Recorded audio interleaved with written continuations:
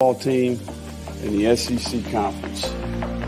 We're going to build the best football program in the SEC Conference. You have now arrived at Stadium in Gale. The kick, it's been blocked again! How about it? It's been blocked again! It's going to heat one deep down the field. It's going to be to the goal line. It's going to be gone! It's a touchdown! And the Gators have won the game! Tyree Cleveland! How about it? I can't believe what I just saw! Dropping back to throw. Pops and fires the ball over the middle. It's Dory! It's Dory! Got a touchdown! Dory's got a touchdown! Oh, man! Dory's got a touchdown!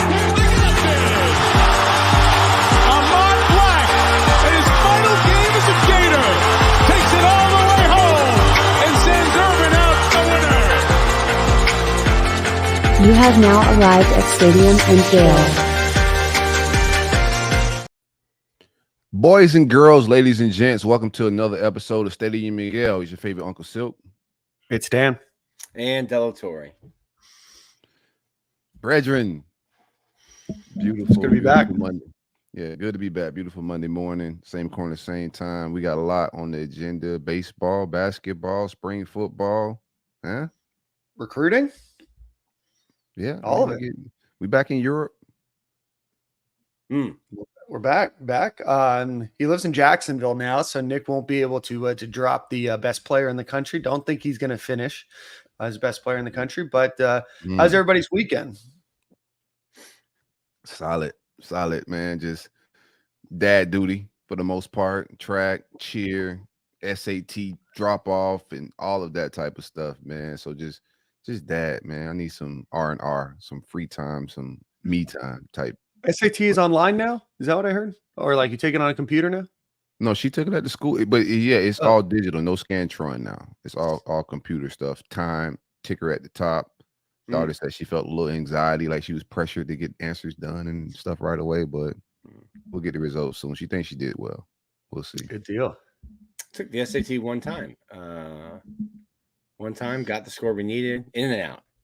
What was your score? They said the average person lied by like 30, 40 points. So I'm there was a setup that was advantageous to some of us at St. Thomas. I think it was at 1600. I think I got an 1150 first time I took it.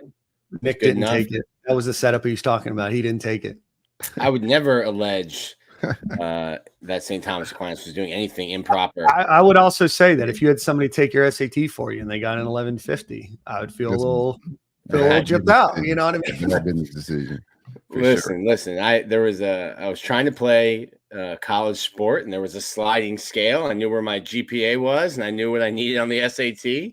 Once I hit that the first time, I was like, I don't need this stress and anxiety for a second time. But Silk, my office, we have a 3-bedroom house, and where I am in, where you guys see me, is the office for maybe 8 more months, 9 more months. There are already baby clothes, bottles, diapers. I'm getting kicked out of my own office, and the CEO of our company, our family, has told me that the guest bedroom, which Dan has stayed in, it will also still be the guest bedroom. So don't know what the background will be for Stadium and Gale, this time next year. It's gonna be a kitchen, cabinet, stove. We're about to see the backdrop of your woman's office. I may get counseled for that. I'll just be like holding my phone in front of my face, walking around the neighborhood. I like that. See that. Yeah, it was easier to cheat on SATs in our day, definitely. And I'm just saying that from what I've heard. Yeah, allegedly. It was definitely from what you heard, Yeah, from what I've heard. That's crazy, man. Well, it was a good weekend. Weather was crappy here, man. It finally started to get a little bit better, but this winter's been the dickens between the rain and the wind and the cold. Ready for it to warm up a little bit. Had a little. We're back cold here. We're back cold up here. Yeah, it's a little chilly down here as well. I'm not gonna say chilly, but it woke up. I woke up cool, I would say. Yeah. We've got lows in the 40s today. Loving it in Gainesville. Spring football today. We got practice today? Nope. I don't know why Billy likes to do this. They started spring last week. They practiced Thursday. They practiced Saturday. And spring break was like already started for the University of Florida. So like the players, a lot of them finished practice on Saturday and immediately like went to Gainesville Regional Airport and got like out. So no football all week. Baseball will have 4 games, including SEC and FSU on Tuesday. But football won't be back until March. What's a week from tomorrow? March 19th. Yeah, March 19th. I don't like so, that, man. I told Nick that if the Gators did not win their baseball series this past weekend, his weekly baseball segment was going to be shelved. The Gators ended up ruling St. Mary's, but we'll get into more baseball here in a minute. We've got a big show. Appreciate everybody that is watching live on YouTube. Make sure you hit that like button, hit the subscribe button. Let us know where you're watching from. Any questions that you may have, super chats, all of those things get pushed to the top. But before we get started, let's give a quick shout out to our friends over at Lucy. If you are looking for nicotine pouches, look no further than Lucy, which can deliver them straight to your door with free shipping. 100% pure nicotine, always tobacco free. It's going to be anywhere between 2 milligrams all the way up to 12 milligrams. There's 6 different amounts that you can choose from. Mint, apple ice, espresso, wintergreen, mango. They have a berry one, all sorts of flavors for any palate that you want. Last week, Nick and I talked about mixing the espresso one while you're drinking coffee. I mean, truly elite. That's a beautiful morning. Focus there. That's a beautiful morning. That's what they talk about when they talk about the best of times. So, like I said, they will be delivered straight to your door. So go visit lucy.co/stadium for 20% off of your first order and free shipping with a 30-day refund policy.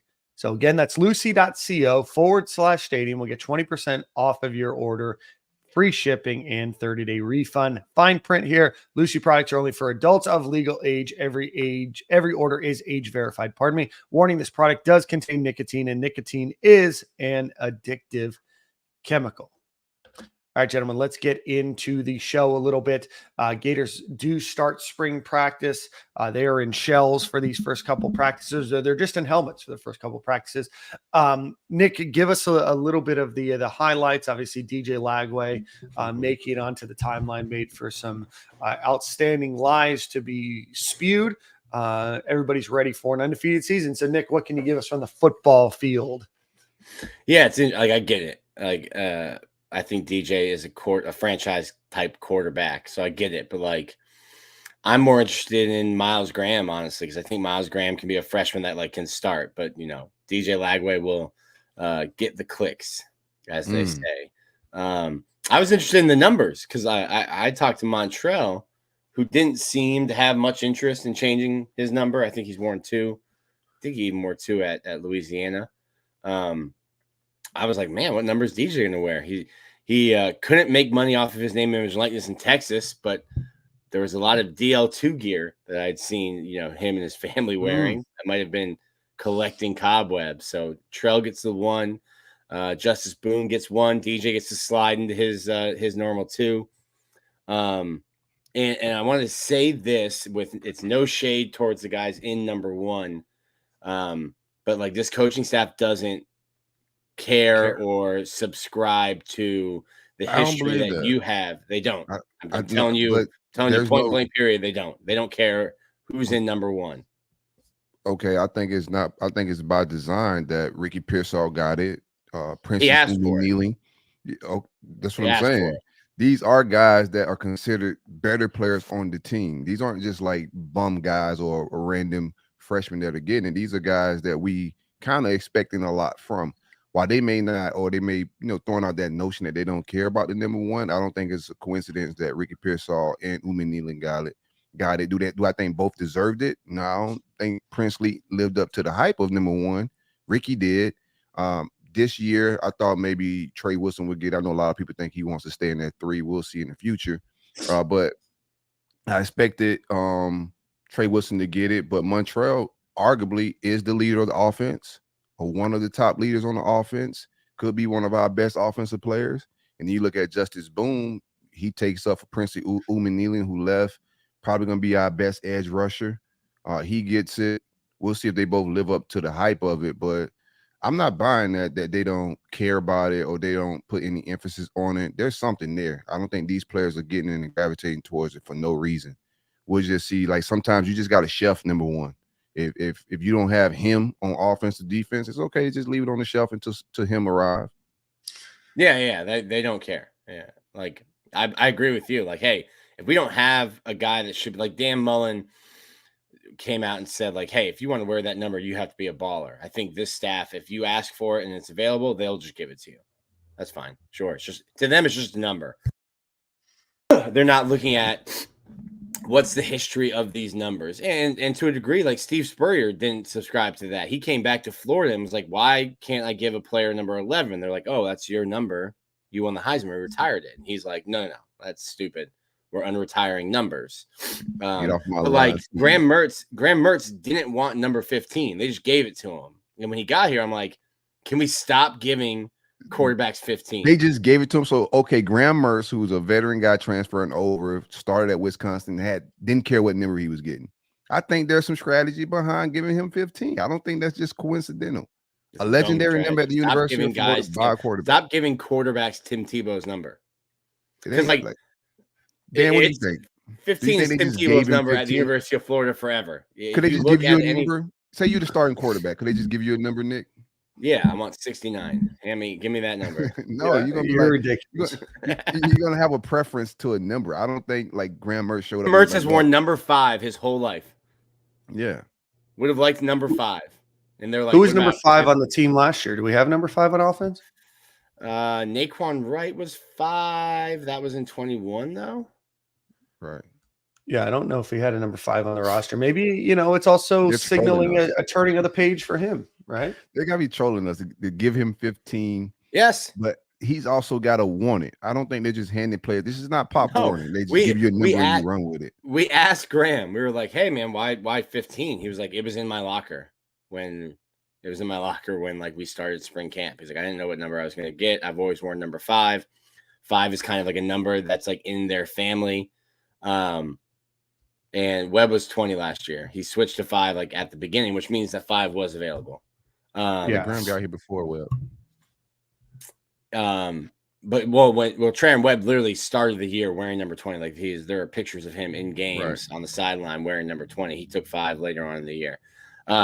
Like 5 is a number like in Mertz's family. I think he said his sister, who I believe plays volleyball, wears it. Like, his dad wore number 5. Like, 5 was like their family number. He was just given 15. I was like, okay. So I know, like, DJ Lagway wanted number 2, which Montreal had. So I don't know if in the Kanan Daniels wanted number 2 as well. Who? I think Kanan Daniels. He's way down the. I think his nickname is Deuce, so he wanted number 2. Sorry, but like, you can't be the freshman walking into the running back room to a senior being like, "Hey, old head, hey, graybeard, give me that jersey, Debo style." I think Lagway pushed him off of that too in some of his recruitment. I'm pretty sure he said that how important the 2 is to him, and he wanted that too. And if I'm Montreal, I don't think he's forced off of it. But if I could switch to another number, 1 is right there. It's legendary. It could help me in marketing in a whole lot of areas if I got that number 1 on. So I ain't mad at it. I think that there's a little bit more to it than they make it seem. But I also think that they don't like the distraction. They also don't like talking about stuff like this. They feel like it's a waste of time. But I don't think you just give the number 15 just because there happens to be a clean jersey sitting around. I think there might be a little bit more to it. I think there's probably a little bit more to it for Graham Mertz. It might mean a new number. You keep the same last digit. Maybe you throw something on there as a kind of a new change for you. There's a lot of players that will move schools and change numbers to some iteration of their old number as well. I think there's a little bit more to it. I think numbers are not just numbers to most of these kids. I think that there's usually a reason. Ahmad Black, he talked about it on the show. We've had a lot of players talk about it on the show, that numbers they were given, but that's a number that they maybe kept with, that maybe is an odd number. But I think a lot of these guys are used to a certain number. They want to carry that over, and maybe it's a fresh start. They might add the 1 in front of it, but I don't think that this is all just happenstance and random. because there's a little too much coinciding with numbers and players than just it being random, in my opinion. Yeah. Any other number changes y'all didn't like? I like to see Abrams in 10. That looks good. I'm sorry, Hawkins. Tank Hawkins, Jure, he's in 10. That looks good on him. Abrams came in, he's wearing 4. Seeing him get the lower digits. Let me run through that real quick. So I thought real quick, Dan. I thought that I've never seen a coaching staff send a message more clearly in my mind than Jamarcus Weston being moved, or excuse me, Jaquavion Frazier's, or no, Weston. No, Weston being moved right. from wearing 82. They're like, hey, you're not going to play receiver anymore. You're going to play safety. All right, cool. Can I get a new number? No, sir. 82 is yours. And then got moved. And then got moved to linebacker. Hey, man, I'm in a new room now. Can I get a new number? No, sir. 82 is yours. But they don't care about numbers. Why not give them 99? Let them change the numbers. You don't care. Then he got moved to edge. And I'm like, my guy, they have moved you in a calendar year from receiver to safety to linebacker to edge. Your position is gunner on special teams, which he's number 9 now, though. Has his role. Yes. So he's number 9. I thought they were sending a strong message, being like, hey, man, we're going to move you until you move yourself to a new school. But maybe he's graduating. He has already graduated. Oh. I don't like Weston in number 9. Like single digits got to be respected.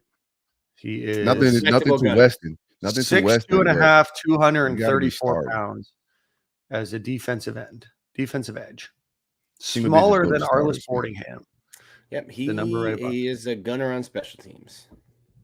All right, let's run through these numbers real quick. Justice Boone, we talked about, goes from 12 to 1. Montreal Johnson goes from 2 to number 1. Jamarcus Weston goes from 82 to number 9. New players on the roster this year. DJ Lagway will be 2. TJ Abrams 4. Teddy Foster 4. Miles Graham 5. Taking Kamari Wilson's number there. Triquez Bridges, number 7. Tank Hawkins and Pup Howard will be number 10. DJ Douglas is 12. LJ McCray is 17. Shamari DK is 17. Asa Turner, 20. Josiah Davis, 23. Jameer Grimsley, 26. Gregory Smith, 30. I don't know if I love the number 30, but Brian Taylor's 33. DeAndre Robinson, 35. It's going to be a big 35 there. George Gums is 49. Mike Williams, 55. Caden Jones, 63. Brandon Crenshaw Dixon, 65. Fletcher Westfall, 68. Noel Portnajan is 74. Devin Manuel, 79. Gavin Hill, 87. Micah Boyro is 93. And Joey Slackman is 97. Single digit, the freshman is different. There is 1, 2, 3, 4 freshmen in single digits. I'm telling you, I'm with you, Silk. I think the lower the number is, like, the better the player. That's how it was even when we were in high school. Like, they should just rank players 1 from 99 and how confident you are on their team. You just work your way up and down. Like, everyone wants that small number, and there's prestige to it in the players' minds. I'm just telling you, this coaching staff doesn't see it that way. That number 4 is available. Like a single number looks great, but single number looks great. But I don't like the Gators uniform font for their numbers. Yeah, I think it looks better with 2 digits than it does single. Like back in the day, it looked sick with that 1 or that 8, and now you got the weird awkward 8 there on the chest. I don't know. I think they need to do a little. I'm not with you on that one, Dan. Them single numbers slap. We don't have a veteran ass team either, right? Like, so there aren't any upperclassmen that deserves these single digit numbers that we're missing out on. So I can see you got to get the numbers to someone, like in the receiver room. Like, a lot of these lower digits are going to them. Like, who are the upperclassmen that you give these numbers to? You got guys like Marcus Burke, Jamarcus Weston, who's moved position 3-4 times. Who else as far as the older guys? Trey Wilson doesn't want it. He's probably the biggest future. Mazzell already has 11. Andy Jean already has a single digit number. So you got to give these numbers to someone. They probably was promised in the recruiting process. Yeah. But you got to respect the lower digit numbers for sure. Kanan Daniels is 21. He was on campus already. Trying to go through. I like that for him. I like that for him. I love Parker 21 Lee, as a running back number. Fred, 14. bruh. More should wear that number. Just trying to go through here to see if there's anybody that we missed. I know we talked about it when the numbers came out before. Yeah, I think that's kind of. I'll keep looking through this list. No need to waste time. Let's go through. They also released with that the muscle gains, fat losses, weight gains, weight losses. I know everybody looked at that that weight for Desmond Watson, 6'5", 464 pounds. They also said that he gained 23 pounds of lean muscle and is down 23 pounds of fat, which is a 4.9% fat decrease. But in terms of muscle gains, Desmond Watson, 23 pounds, George Gums, 16, Marcus Burke, 13, Josiah Davis, who definitely needed to put on weight, 10 pounds. So those are your top four there. Fat losses, Desmond Watson, 23, Micah Boyrow, 20, Caleb Banks, 10, Marcus Burke, 10. Biggest weight gainers, Roger Kearney, up 17 pounds to 302. Cam Jackson up to 374. So he was up 14 pounds. Damian George up 12. He moved into guard from tackle. Aiden Mizell, who needed it as well, up 12 pounds to 182. Weight losses, Cam Waits down 15 to 350. Caden Jones down 14 to 336. Bryce Levitt down 10 to 325. And then Marcus Burke down 7 from 200 to 193. Anything else stick out to you guys about weight losses or weight gains or fat losses or fat gains? I wanted to see Cam Jackson lose weight, not gain. Yeah, so we talked to Tyler Miles, and he said that. He said Des needs to lose weight, Cam needs to lose weight, Damian George needs to get stronger. And I think he needs to get stronger, even if he stayed at tackle. Now that you're inside, you're going against a different type of player. You're going up against defensive tackles that weigh 320. I think it's crazy. Like if Dez lost 100 pounds, he would still be like the biggest player on the team. And it's been a battle for him. It's been a battle for him for 4 years with his weight, and I think there's some stuff mentally that he has, that he battles, that is tied to his weight. So I don't want to stick on that too much, but like you've got a lot of resources at Florida, so we'll see. And I'm getting a lot of questions about like, hey Nick, how'd the guys look? Do their bodies look different? I'm like, they've been in a new strength program for 5 weeks. Yeah, 6 weeks. Like, no, they don't. It does not look like a brand new team. They're doing a lot of the same stuff they were doing. They just have some different leadership. And also, if you were expecting them to look crazy different just because the coach changed, 2 months ago, that's not going to happen. Yeah. Oh, go ahead. No, you're good. Go ahead. I was just going to switch the topic here for a second. So if you had a topic or comment on that. Oh yeah, weight gain. Do like that Aiden Mizell gain weight. Cam Waits losing weight. Those are some good movement right there. Receiver room wise, I'm trying to think who else. I was thinking somebody else that I want to see weight gain and loss from. I'm forgetting on that list. But do like the weight gain from Aiden Mizell. Linebacker room, the freshman.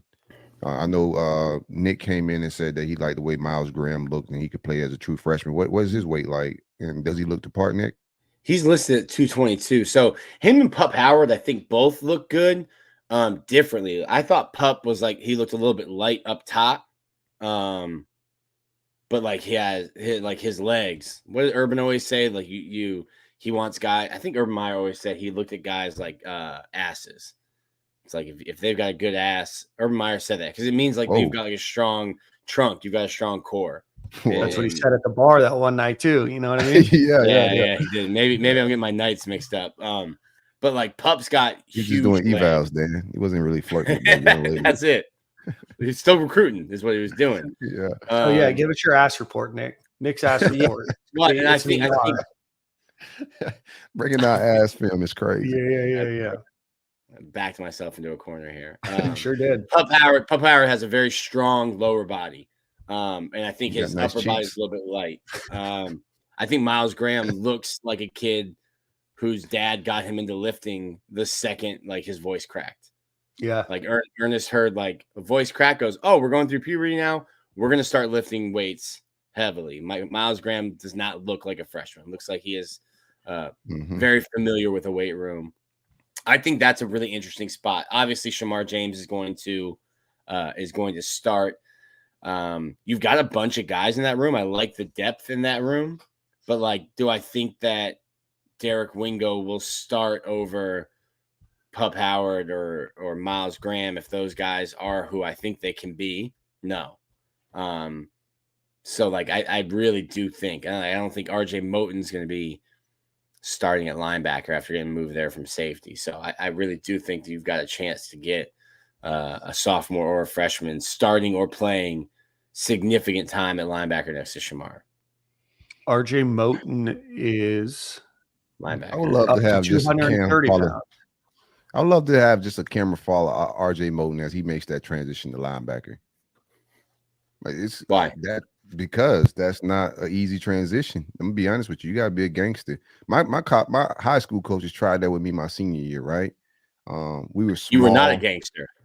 No, I wasn't. Oh, and I actually moved back to DB as safety. Like, bro, I'm not trying to be in that traffic. We played against Vince Wilfork, and he's playing both ways, and he pulled and was I'm sorry, I didn't mean to curse, but you talking about a whiff, you think Damian George is whiffing, bro. I laid down. Like, you gotta be a gangster to get in that front seven and take on blockers and all of that. And I don't know if RJ Moten is with that type of smoke. So I would just like a camera to follow him around doing, 7-on-7 drills, inside tackle drills, and see, his reaction to contact and violence in that front seven. Nick, what did you I know you all only get limited amount of time there, but anything notable besides your ass report that we'll be looking forward to an update each and every week? Anything else notable? Tough. The cheek checkup once a week on Stadium and Gale. I love it. Who's filling out the apple bottoms the best, Nick? Yeah. There's some position groups that I'm going to really be looking at. Offensive line is one of them, but I don't pay attention to the offensive line until we get pads on. So offensive line, defensive line, I'm not watching them until there's pads on. There's no point. Right. Safety, I think it's going to be Asa Turner, but I think there's some healthy competition. But I would put my money on Asa Turner. Put my money on Asa Turner transferring from the national champion runner-up team to not a starter. Right. Yeah. Linebacker. Especially after what I saw last year, Nick. Real quick on safeties. Dereliction of duty if you didn't at least roll him out there for game one. Real quick on safeties. This is Castell was out a little bit for injury, right? In the first couple of practices. He had surgery. He had shoulder surgery after the season. So he's gonna be in black jersey all spring? Like, what's the vibe? No, I don't think he will be. Now, I don't think he will be. Like Austin Barber had shoulder surgery. Older guys like Derek Wingo had another surgery. Derek Wingo. I think his next surgery is free with a punch card. Yeah. But a guy like Derek Wingo, like, hey, you're going into your fifth year. We know what you are, what you're going to be. We also don't need you to get hurt. We have some younger guys that we want to see. Jordan Castell, I don't know that he's in that category for me. It's like, no. Yes, we use you a lot as a freshman. We think you're a good player. You still have to develop. If you go back and cut on his film as highly as we talked about him, for sure, there's some tackling issues. There's some coverage 100%. issues. Like, you're still developing. So unless and when you're that young and you have surgery, like, hey, it's fixed. We're good. You're good. We don't need to put, training wheels on you. I still think if there's not a high risk of re-injury, I think Jordan Castell needs to be, not in a black jersey during scrimmages and during team drills. Like, you need to tackle. I'm curious with how the DB room is repping out. So you got Bridges that came in, DJ Douglas, like who's they have them both safety? with. Well, it's tough for ours. So I know that Gates and Sharif are the guys they're looking at most at nickel at star. Right. I think DJ Douglas has enough tape that he can play that, and you know that he can play that. So you're probably just trying to get an Aaron Gates who spent most of last year in the pit coming back from his knee injury, and Sharif Denson, who was outside. You're trying to get them more reps inside. And it's like, hey, we know DJ Douglas is a fifth-year senior. We've got 4 or 5 years of tape on him playing this position. We know what he can do there. We have to give these other guys reps. So I thought Triquez and DJ would be the guys there just because they're older. But also this is what the spring is for. Like DJ Douglas might be your starting nickel. And we won't see that in the spring because they know he can do it and they need to get these other guys reps. But right now it's Gates and Denson that are working there. And I think that's the order that they're working with Douglas and Triquez at safety. It just makes that safety room pretty crowded. If we're saying that, hey, Asa Turner will be the starter and Jordan Castell will play, I don't think you're, doing the Todd Grantham hockey ice line shifts at safety where it's just like, well, it's the third drive, so we got to get the other two guys in now. I don't think you're going to see that. I think safety and D line. I'm feeling hella confident at linebacker. I think that's going to work its way out, especially with the freshmen that we're bringing in. Yeah. Pop Howard coming in, Shamar getting back healthy. I think linebacker is going to be fine. Defensive tackle with Cam Jackson and Desmond both coming in overweight. I'm still concerned there. Do like Joey Slackman, but he's wearing a black jersey. What are you saying, Dan? You concerned about that too? He tore his bicep at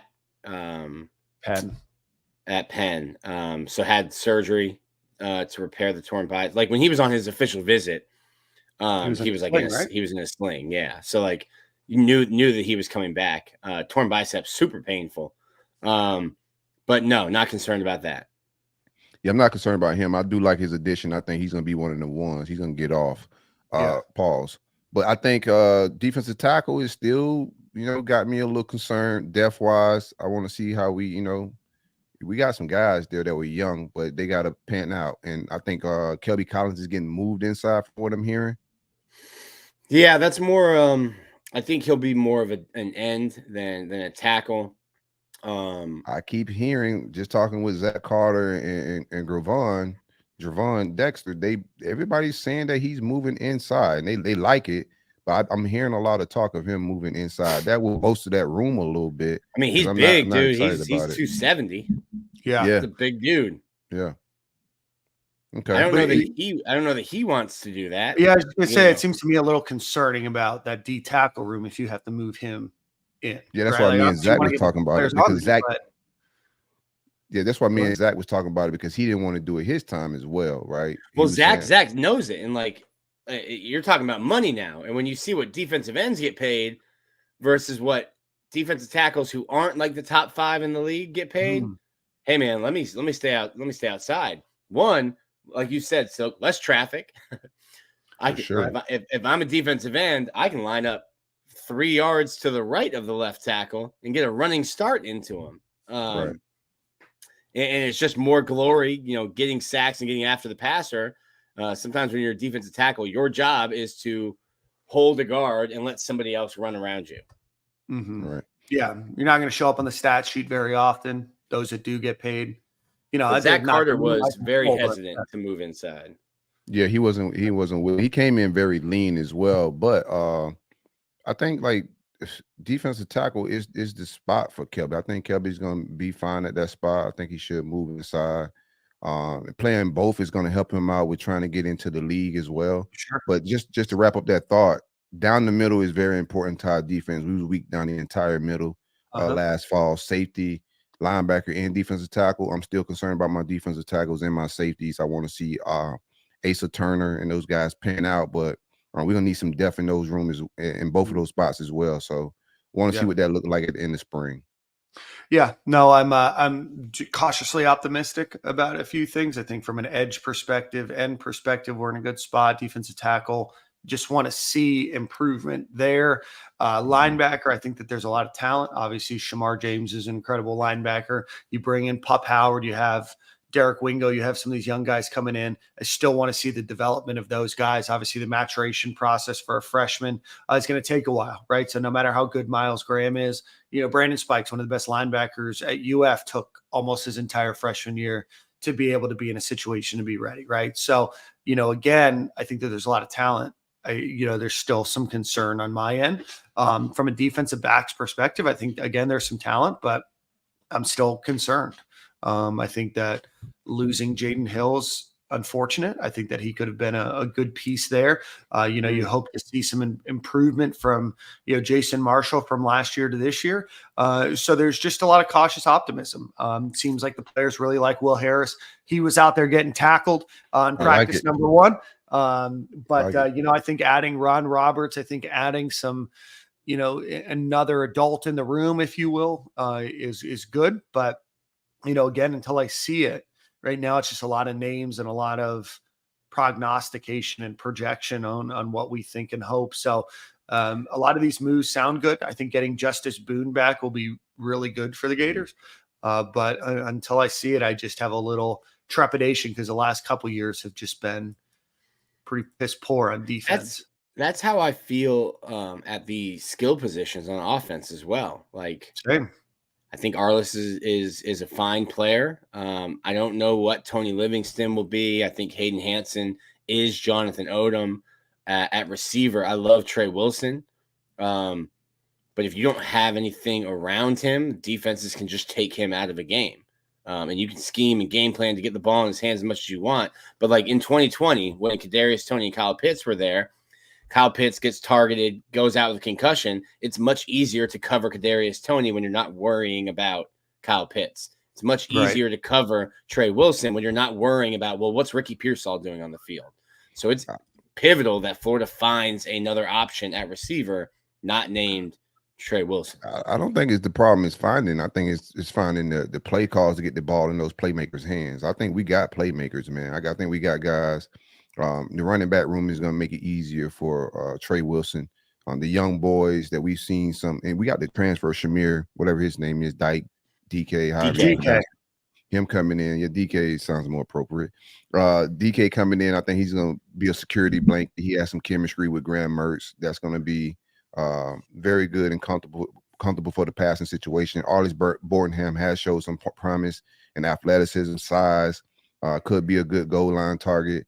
But the young guys like Andy Jean, Aiden Mazzell, you got to find ways to get those guys active and into the offensive system, and that just comes down to creativity and offensive planning and putting the offense together. We've seen a lot of creativity. You're right. We should be that's pretty enthusiastic. My concern ain't the playmakers.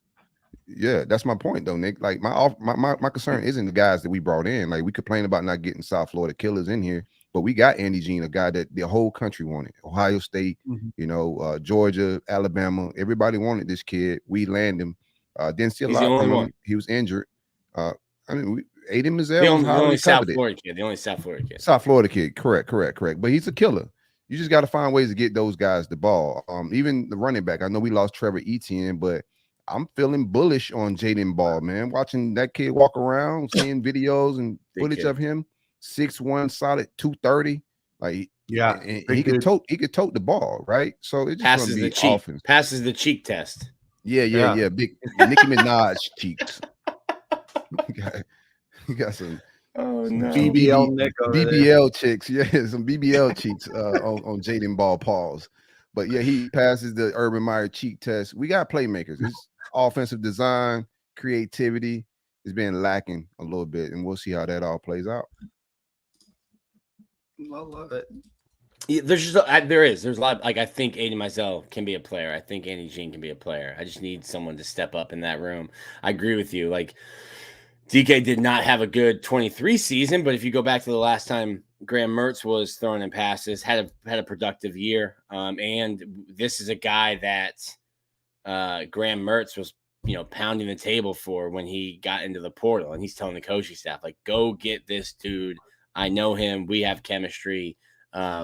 It's a situation where, sure, he'll need to learn the playbook, but I know how he runs routes. I know if he's running a 7-step in, I know exactly when his 7th step is coming and he's taking his break and the ball will be there because we worked together for 3 years already. This isn't a new connection for them. Mm-hmm. Yeah, even with just go to that point, right? So much speed on this offense is crazy. Tank, Mazzell, like these guys are burners, bro. Abrams, it's some real fast guys on this offense. You just got to give them the ball. Yep. So that's where we are at. Any other takes from the first 2 practices that will then be abridged for spring break and then back at it again? The Lions season. Come on, Silk. Lions. Charge up. On first. Charge up. I'm vibing until we get in pass a little bit, but I do have on offense my watch list of guys that I think just gonna, climb the depth chart a little bit during spring. I got Cam Waits on offense and Aaron Gates on defense. I think both of those guys gonna climb the depth charts like both of those guys, how they project. Cam Waits is gonna be very important. He was injured last year, but his size and athleticism is there, but hasn't, shown a lot on the field development wise. So where do you think he slides in? Because I think right now, I think your tackle. Well, he is playing tackle, but I think Barber and Crenshaw Dixon are your starters there. I don't know if Cam Waits. You think Cam Waits can earn a starting job, or is he tackle 3? Because there's not most teams in the country don't have. Hey, if our left tackle goes down, I think it's he's not tackle NCAA 3. football. I don't think they go after Brandon Crenshaw Dixon, who is a starter, who is a highly ranked starter on PFF in the Mountain West. My man, is injured right now, Barber, right? Yeah, he had shoulder surgery in the offseason. It's opportunity right there. Yeah, that's where I see like him being out. That's opportunity for him to challenge that starting spot. If he has a very good spring, he's bigger. I think he's more athletic, but the reps just isn't there. The experience wasn't there coming into college. So we'll see how it all plays out. But I think it's an opportunity. He is offensive tackle 3 right now, but it's an opportunity for him. And Barber was one of our better linemen last year, just to keep it a beam. But ceiling wise, I think Cam Waits can make some strides this spring. Same thing with Aaron Gates. They both just dealt with some injuries last year. You got it. Who do you think may jump some people on the depth chart? Don't reach a little bit too. Don't give me the easy stuff. Reach a little bit. Guard's going to be interesting to me. I have not seen it yet. I've watched the offensive line a couple of times, and again, they're not in pads, so I'm not paying too much attention to them right now. Right. I would like to see Rod Kearney back at guard, not starting over Damian George. I would like him to start over Damian George. Yes. I don't. But like they are set on leaving him at center. Like he is the starting center of the future. Okay. But I think that was the plan. And then all of a sudden, Jake Slaughter shows up, and Jake Slaughter is a guy like if I was going to write a story like Now or Never, Jake Slaughter would have been in the Now or Never category before last year. Like, hey man, been here a while, haven't done a thing. Like never too late. Time to make an impact. Those Ocala boar hunters, Nick, they figure it out after a while. You know what I mean? Probably hunting boars with just like a pocket knife. Kind of crazy little dude. Probably with their bare hands. Well, you need something. And like a pencil tip. Okay. I can see it. I'm an indoor cat. I went boar hunting one time, dog, with my neighbor, Josh Cynical, back in like high school days, right? I had a pit bull. Josh? Shout out my guy Josh. But he was, hey Corey, man, bring your dog along. I was like, okay, cool. So me and my dog hop on the back of the truck. Long story short, his dog got tore from the rooter to the tutor. And he spent like $8,000 stitching him up. Me and my dog never left the truck. When his dog got slaughtered, like we stayed on the back of the truck. I held my dog very close to my heart and never let him get off the truck. Boars aren't to be played with. You gotta have a real dog that's going out there. And the dog gotta know their role as well. Just some boar hunting. Figure out. There's a Dan, you think I would take Boomer out boar hunting? Yes. Boomerang with that type of action, man. Your wife will leave you. No, I saw him get run over by Norman. He's not ready for those walk. You know what I mean? That's true. You know what I mean? I forgot who it was. There's a former Gator player from like that 06 time that runs like a boar hunting company. Wasn't Tony Joyner, it was around that time. Joyner's not running much. Joyner's in Gale, you know what I mean? But Tony Joyner's running the ramen circuit. He's running the yard. He's running the yard. Yeah. There was sure. somebody that does it. I forgot who it was. But anyway, let's see. Nick, you've mentioned some names. Let's go through that non-contact jerseys right now. Austin Barber, shoulder. Justice Boone, knee. Derek Wingo, shoulder. Cam Carroll, knee. Keon Zipper, knee.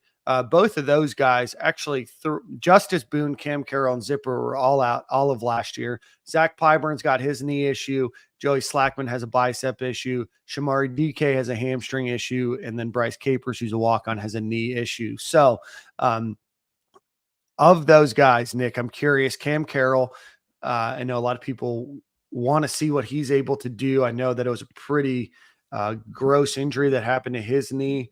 Do we expect to see him this fall? I don't think we'll see Jack Pyburn or this spring. Sorry. We won't see Jack Pyburn this spring.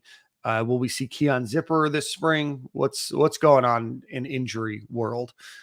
Yeah.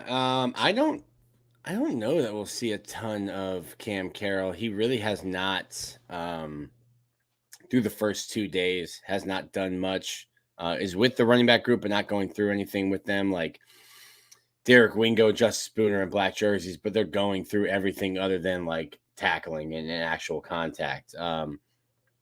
Jack Pyburn's not there. I think he is on pace to like be ready for the fall, which is crazy. I mean, tore his ACL in what, early November? Quick turnaround, or whenever that Arkansas game was. Cam Carroll not doing much. Keon Zipper has been out there, but like just watching the tight ends as much as I am. So interesting, because tight that's ends, man. And I mean, that's what Nick's thing is, watching tight ends. Yeah. Keep watching. For the future, when Nick says I've been watching the tight ends, we got to know who's talking about. The vibes, for sure. Yeah.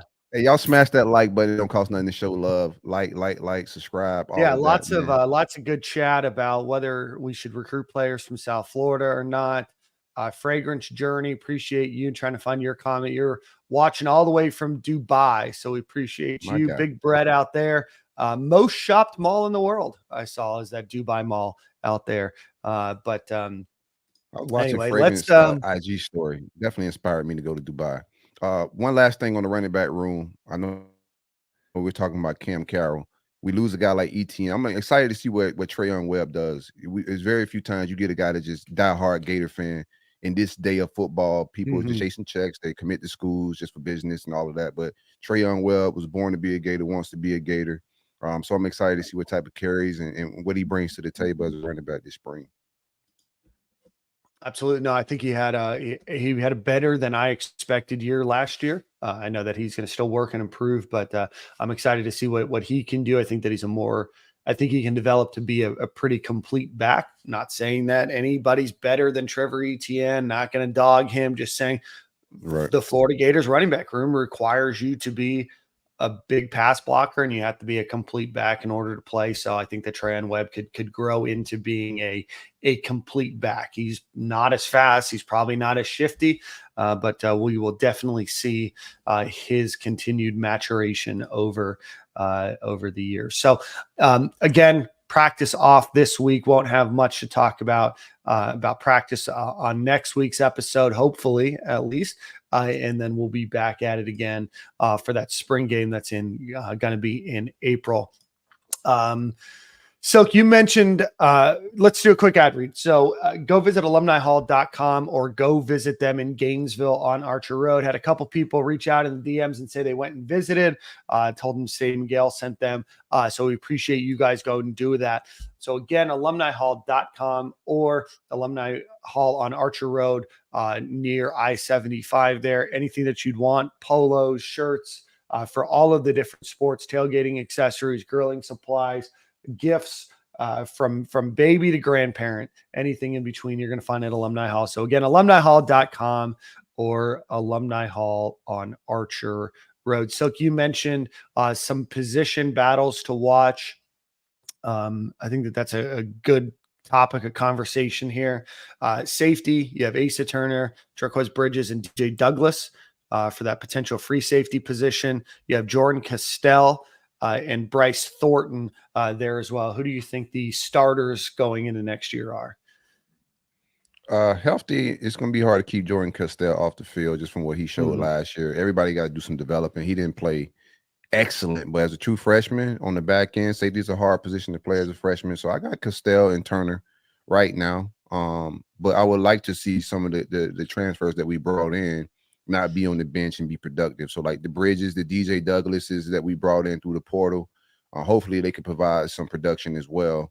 And we'll see what the competition looks like. You know, I know it just depends on how they like playing these guys, because Nick was saying that they kind of got the notion that guys like Douglas, you know, they're very versed at nickel and they may be okay at that spot, so they may not get a lot of reps.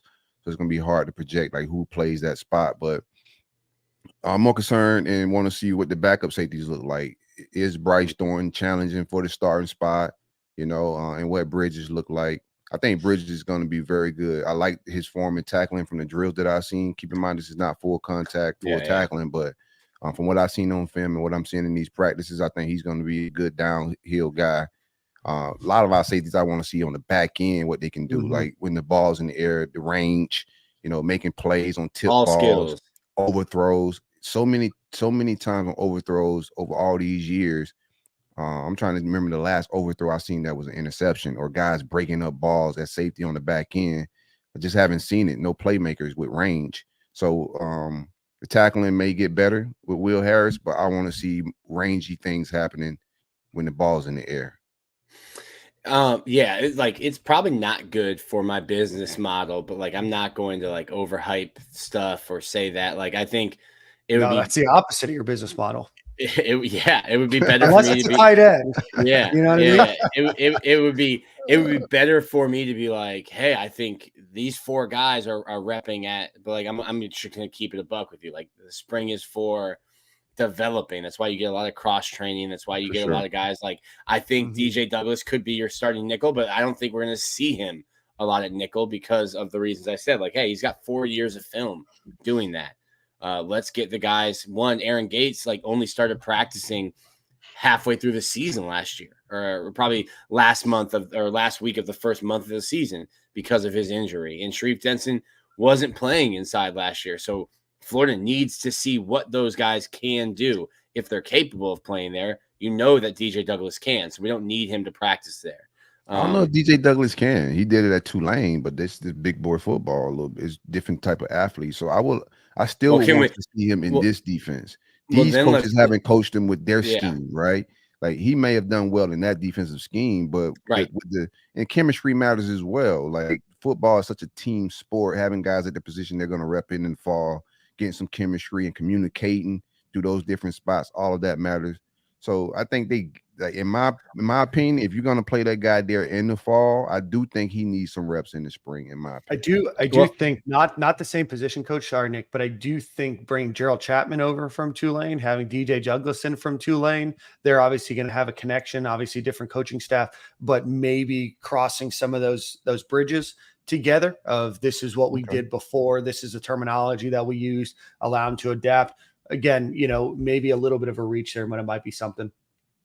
If we're gonna have that outlook on DJ Douglas, then why are we giving like Brandon Crenshaw Dixon a pass? Like, okay, you were okay in the by PFF standards in the Mountain West, but like you got a whole different type of animal coming off the edge in the SEC than you ever faced. But if he was repping that guard, and not tackle, then I'd be concerned. You know, like this spring he needs to rep at tackle to see if he can handle, you know, better athletes in the SEC, better athletes in our room and practice squad. Yeah, and he's got more help around him, right? I'm not George to his left.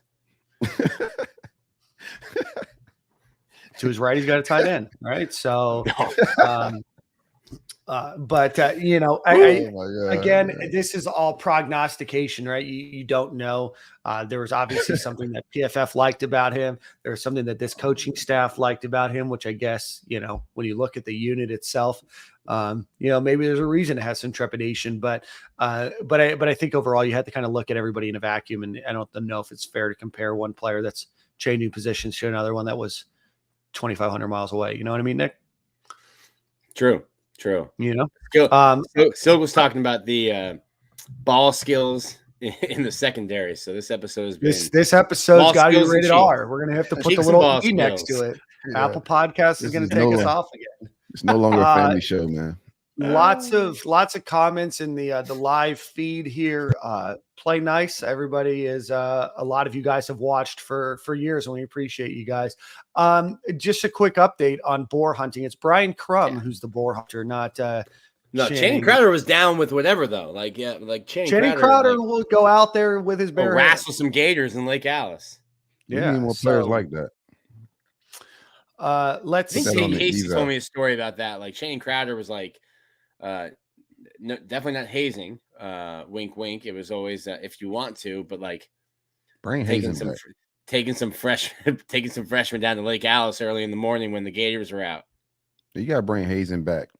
I think that's a better, analysis of talent is the boar wrestling, alligator wrestling than the cheap Urban Meyer thing. We need more boar wrestlers, bro. Like we need gangsters on this team. I can't wait for let me shut up. Whatever. Brian Taylor, the JUCO transfer. Nick, I know, kind of a late addition to the class last year.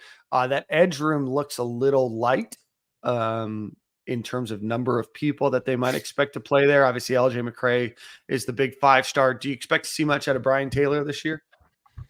Yeah, I don't know. It'll be interesting to see again.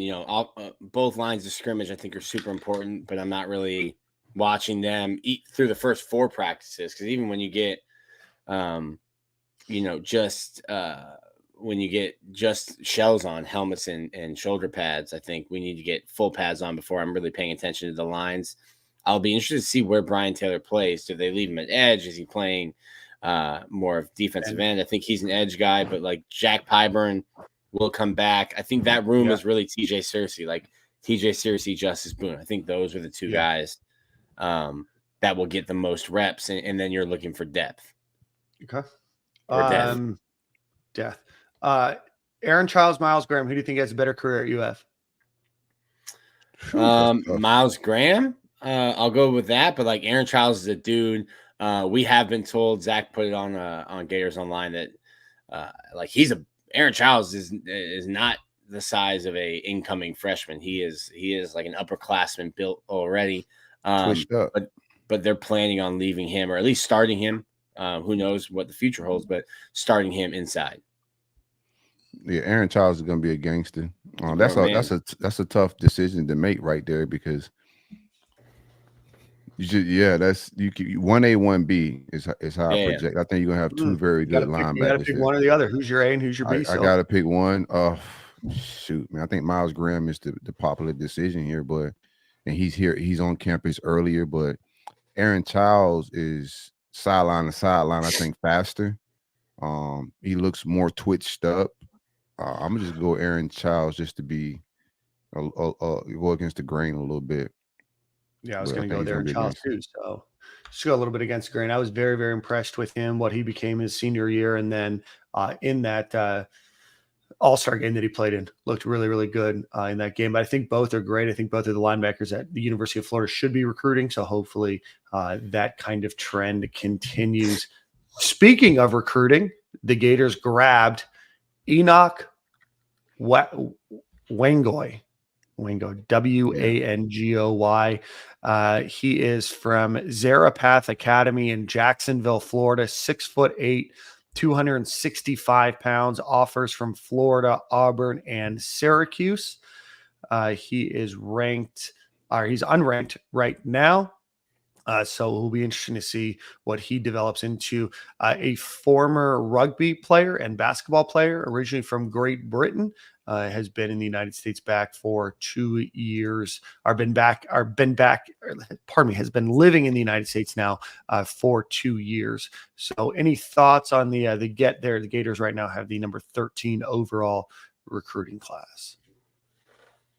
Like the athlete, he's definitely an athlete. Basketball players that's coming to play football love that. Rugby, show some toughness. I want to see how he goes up in the rankings as he camps and do his off-season shenanigans. If he soars up, what his offers look like right now. They're saying that Syracuse and Auburn was his other 2 Power 5 offers. The complaint I've been having at offensive line recruiting is still the same. Too many projects. Well, I do like this kid still in and what he could be, and we'll see how he projects towards the end. Still early in the rankings and stuff, but we need more fine-tuned guys in the trenches, man, and guys that are ranked higher. The ranking still is what it is. I know, and the offensive line is a developmental position. All of them are, but offensive line more so is, especially coming out of high school. It's hard to see what these guys are going to project to be. But I want to see higher ranked guys, man. They need to recruit better in that spot. But I do like his what he could be. I think, like seeing Syracuse now with Fran Brown, with him coming from Georgia, I'm going to not, like when in the past I would have seen, it was a Syracuse offer. And I think at least now until I'm proven otherwise, I'm going to look like, okay, I trust Fran Brown and those evaluations. So if Syracuse is a school now, I think at least for me, I'm like, okay, maybe that's someone to look at. But do you trust those evaluations for where Syracuse is, right? Where you have to dig a little deeper, right? Like obviously Syracuse can go and offer the top 50 offensive linemen in the country. They're probably not going to get any else. So you have to dig a little bit deeper. Not saying that he's not a good quality player. I haven't seen any football film on him. The only thing that I've seen on him is that he got a double-double when he was with the Manchester Magic and Mystics Academy in Great Britain, which to me sounds straight out of Harry Potter. But I haven't seen any mischief managed. Dude, Manchester Magic and Mystics Academy? Like what? I don't even know what that is. But he does have an 86.25-inch wingspan, 35-inch arms, which is Condor. Yeah, which is huge. But again, I haven't seen much on football. But that's the only take that I would have on Syracuse. Not that I don't trust Fran Brown. I think that he is absolutely knows what he's doing as a head or as a coach. But that would be my one caveat to that. It's still March too, as well, right? Just got. That's also my thing. It is March. Yeah. So I think he'll get more offers as this plays out. If he's any good, if the offers don't go up, then I'm gonna judge this a little bit harsher. But I'm not gonna be quick to judge his offer sheet right now, being that it's March, and we could be ahead of the curve. Let's see how it all plays out. Keith Niebuhr reported on the Gators online message board that per his sources that he's in the mold of Lucas Simmons, who the Gators were after, that went to Florida State, and Favor Edwin, who ended up committing to Auburn.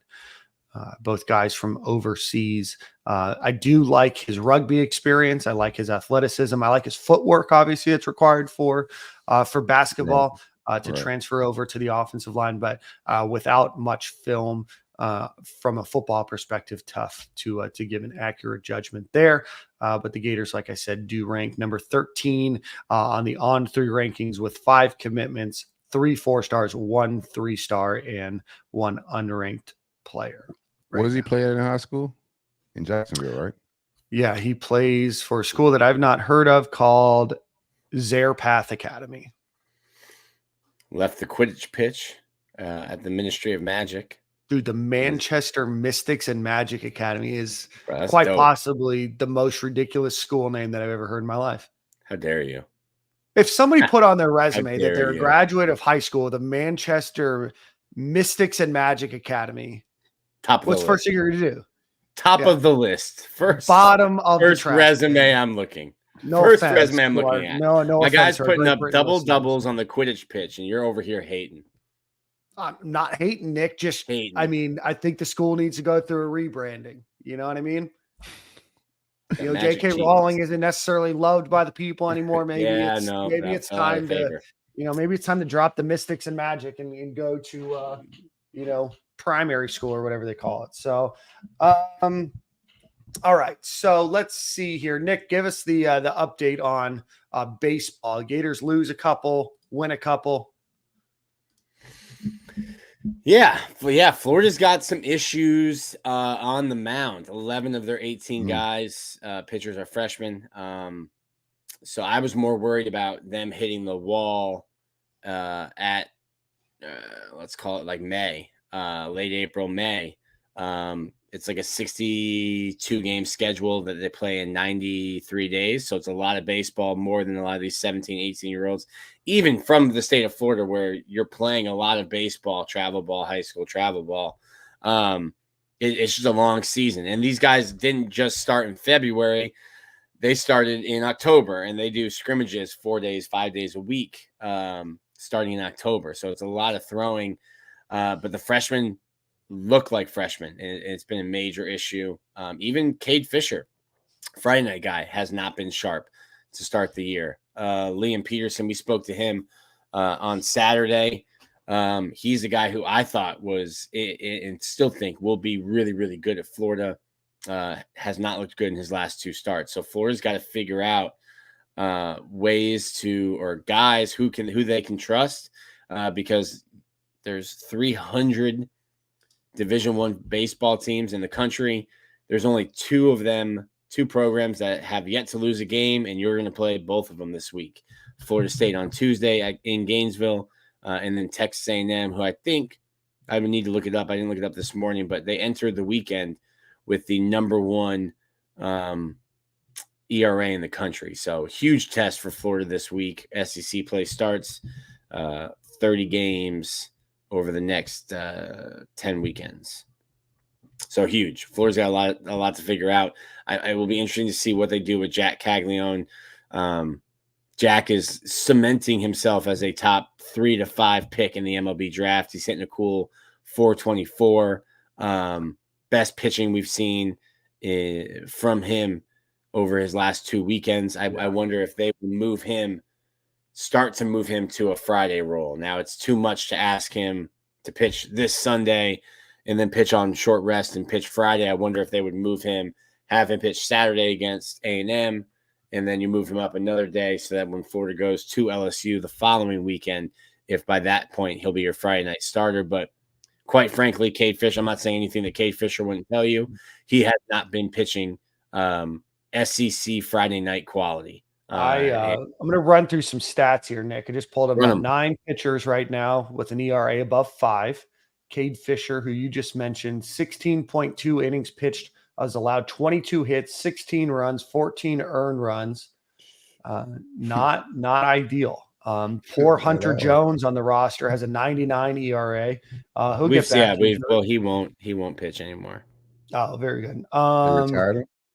No, he was a freshman who I didn't think was going to pitch very much. To begin with, he got a shot. It didn't go well. He's not retired. Not retired, but a guy that they knew was going to have to develop. Right. Local boy from Ocala. Oh man, not a bore hunter though. Maybe he's just a long developer. Maybe like Jake Slaughter. Maybe in 4 years when we're having this exact same podcast, Hunter Jones will be throwing 1.80 ERA. But Blake Purnell, 12.46 ERA, Brandon Neely, a 9, Cade Fisher, 7.56, Liam Peterson, 5.06 ERA. So definitely have to get some things in order. Like you said, FSU this week, and then Texas A&M this weekend. That was the issue. We're asking Sully, like, hey, what are you going to change your weekend rotation? He's like, with who?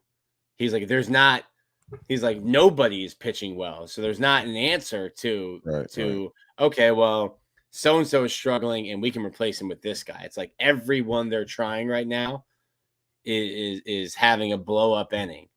Blake Purnell's a guy who 2 years ago was like the Rolaids relief man of the year, was just nails, was fantastic when you come out of the bullpen.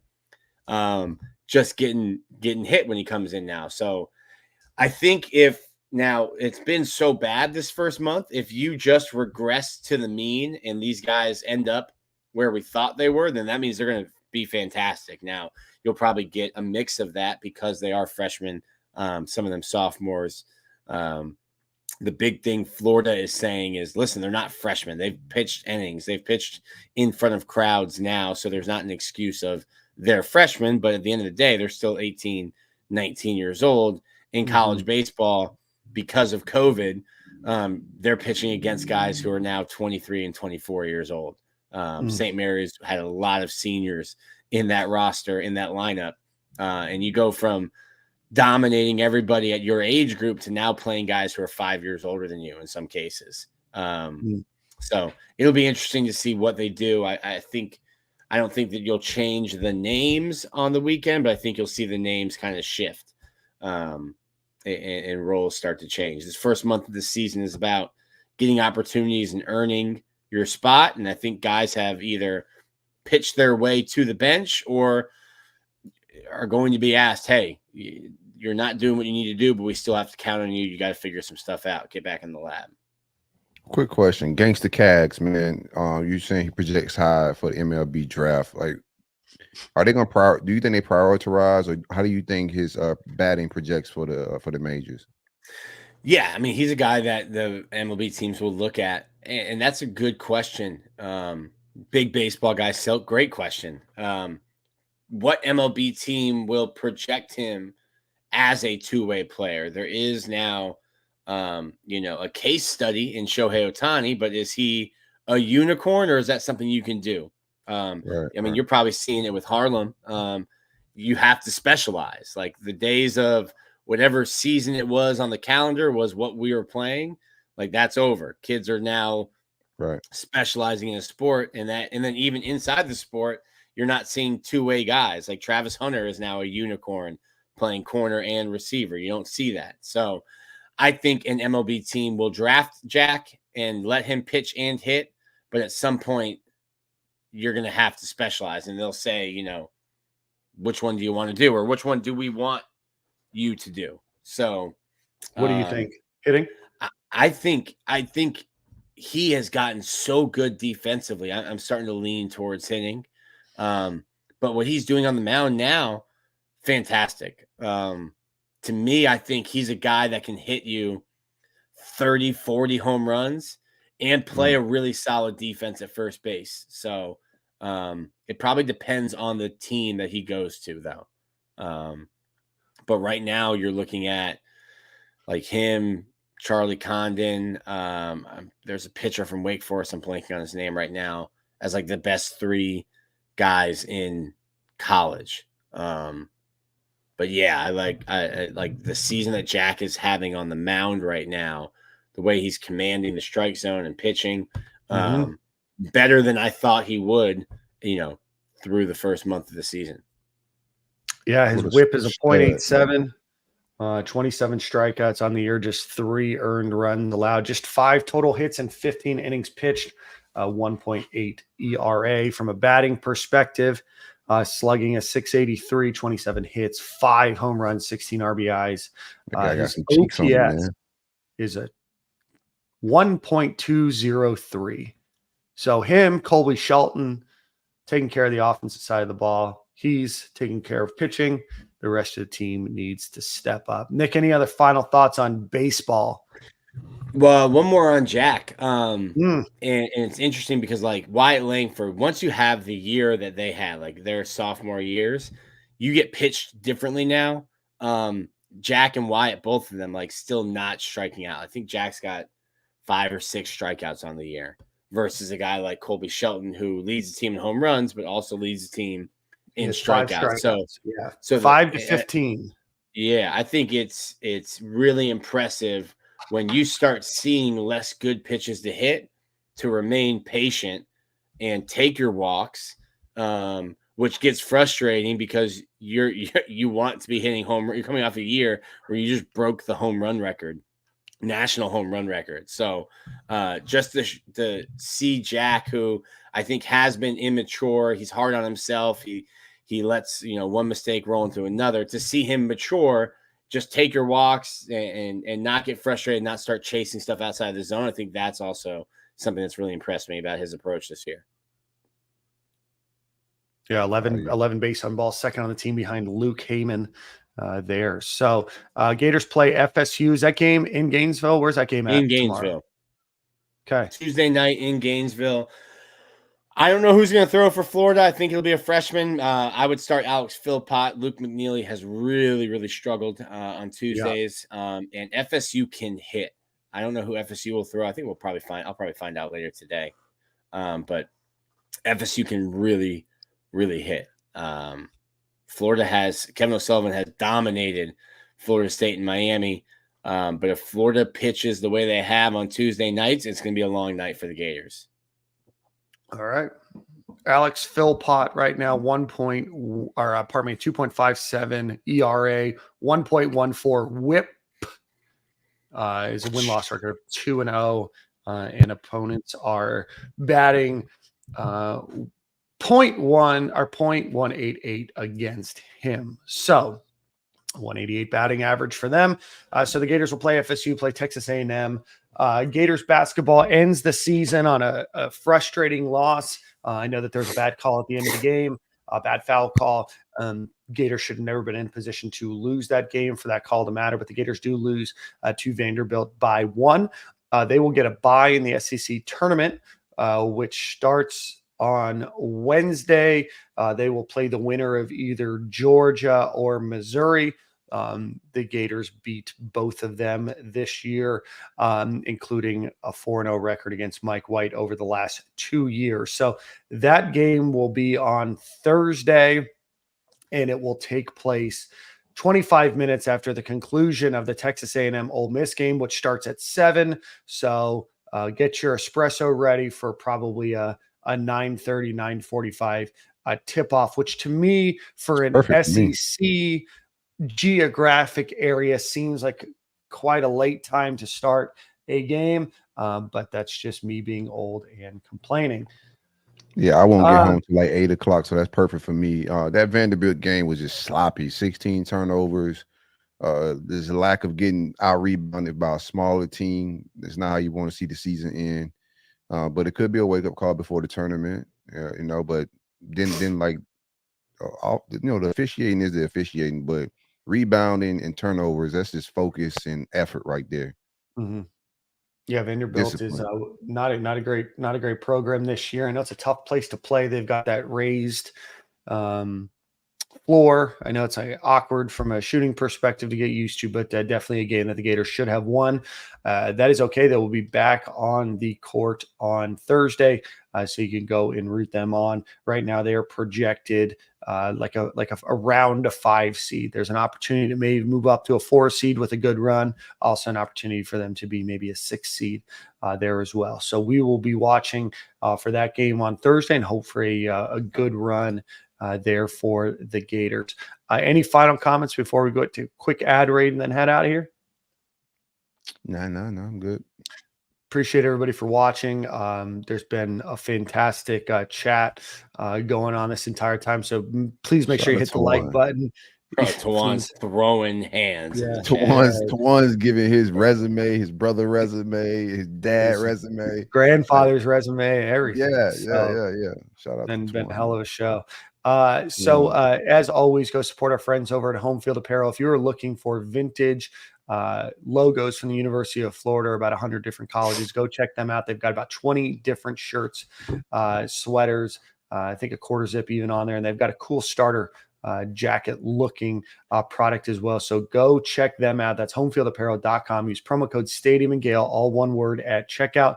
Get 15% off of your order. Great products. They always do big promotions during March Madness. Heck, maybe you're a fan of that Indiana State guy that wears those goggles. I forgot they were calling him Kareem Abdul-Jabbar. Maybe that's hilarious. All of you.